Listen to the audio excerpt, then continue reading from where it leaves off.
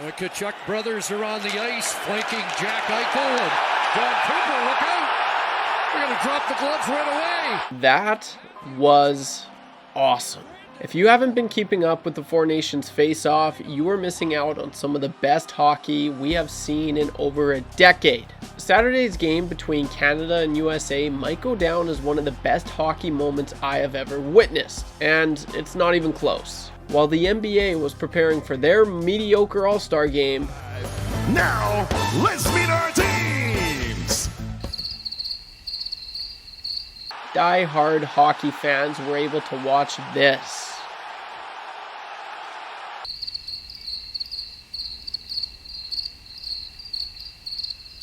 As well. Yeah, watch. I don't think we're done. No, I don't think so either. Parayko's just waiting and... Yep. Sam Bennett, Brady Tkachuk. So the Tkachuks. And this was more than just a regular hockey game. Anytime these two play, whether it's the World Juniors, the World Championships, the World Cup, the Olympics, or whatever it may be, you know it's going to be a classic. But there is more at stake than just a game here. And I think that was very obvious as soon as we saw the puck drop.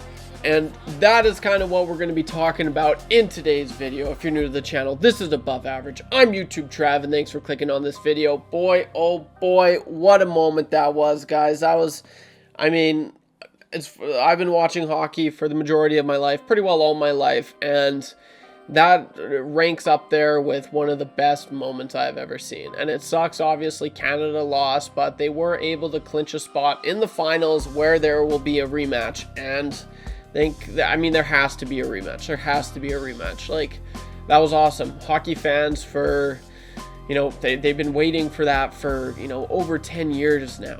Over 10 years, and we finally got it. Like, right from 3 fights in the first 9 seconds. So this was interesting. I think it was very political, and I don't know, where do you guys come up on this? I'm very curious what your guys' thoughts are. Drop a comment down below as I read every single one. I interact with every comment in the comment sections down below. So yeah, without further ado, let's get back into this video. And if you could leave a like, really helps the videos get out there. That would be awesome. With that out of the way, guys, let's get right back into this thing. So yeah, I'm very curious about what you guys have to say, and it's interesting because before the Four Nations face-off, there was quite a bit of talk regarding whether this would be a success or not. And I mean, how could you look at this and not think that it's been a success? It's been, the bar was set pretty high for me, but even for me, it's exceeded expectations. And I know I made a video prior to the Four Nations face-off, and there are some people that are saying this is going to be a dumb event and it's so stupid, it's a money grab. Like, I hope you guys are shaking your heads right now, and you guys comment on the channel quite a bit. You know who you are, and the fact that you said that this was going to be silly, and yet that we just want to witness some of the best hockey ever, it's embarrassing. That's a bad look on you guys for thinking that, because this was awesome, and it was everything, everything that's going on politically in the world right now. And I know there's the boos, and I'm curious to hear your guys' thoughts on that as well. There's the boos, to boo or not to boo. I have my thoughts on it, so maybe I'll just leave it. I won't voice my opinions on that quite yet, but there was a lot at stake, and I know the players were coming out saying, no, like, this is just a hockey game, but no, you could tell that there was so much more to this than just a hockey game. The physicality, the speed, everything, and it all started right from puck drop. It was crazy. I just want to tell you what happened for me. I was actually in a curling tournament this past weekend, was able to go curling with my dad, and it was crazy. They had TVs set up in the curling rink where they don't usually, but we heard all the audio and we heard everything. Puck drop, you got like 8 games going on, and as soon as the puck drops, there's a fight. All the games stop and everyone just run to the center of the ice just to watch the fight. And then the fight's done, everyone goes back to curling, and then just like that, another fight, everyone goes back again to watch the freaking fight. So that was crazy. I was lost for words, and then it was kind of the exact same thing. You think you're done? No, not quite. There was one more fight to go. So, man, you got to think, like, what else have we missed? What else have we missed? This was just, like, it was just beautiful. It was honestly awesome. Everything about that game was perfect except for the fact that Canada lost. So I tell you what, though, if you're a Canadian, you got to be nervous going into the next game because USA has actually looked pretty solid. I knew they were going to be good. I expected them to be as good as they are. You know, Canada's going to have Cale Makar in, so that's going to be huge. But, guys, I just kind of wanted to give my thoughts on the first few minutes of that game because it was beautiful. It was beautiful. If you're a hockey fan, I mean, how can you not like that? It was just awesome. Everything about it was just freaking awesome. And I love the fighting. I love the passion.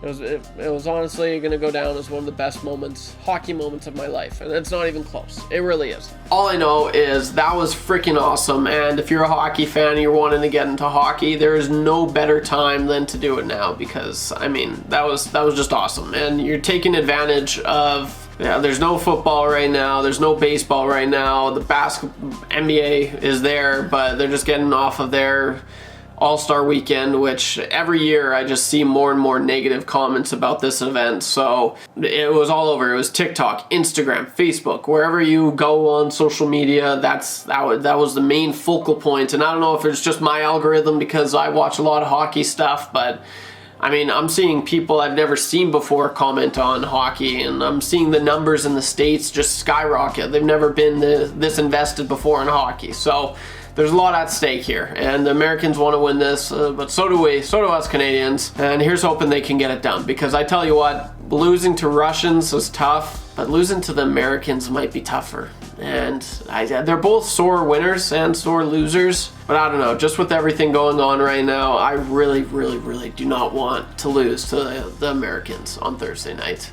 Just because they're going to be, we're the best, and I honestly don't think they're the best in hockey. Canada still has the best players in the world. It's just, I feel like Americans may have more good players right now, so that's interesting. It's going to be interesting to see how that all unfolds. Canada was able to clinch their way to a final earlier today when they played Finland, so I'm fascinated to see what Thursday night is going to look like. I don't think it's going to be nearly as physical, but I'm expecting just as good of a game, if not better, and I cannot freaking wait. So what's your thoughts? Is this better hockey than you were expecting? What does Canada need to do in order to win, and are you nervous? Drop a comment down below as I read every single one. Thanks for all the continued support, guys. Let's freaking go, Canada. Let's kick some American ass, and here's hoping they can get it done. Cale Makar, Nathan McKinnon, Sidney Crosby, and Connor McDavid. And you guys we trust. Like, they need to bring it. They need to absolutely bring it. So, I don't know. Oh, I'm a little nervous maybe. Are you guys nervous? Drop a comment. Okay, take her easy, guys. I'll be uploading a video tomorrow as well. Thanks for all the continued support. Don't be average when you can be above average. I'll see you in the next one. Peace.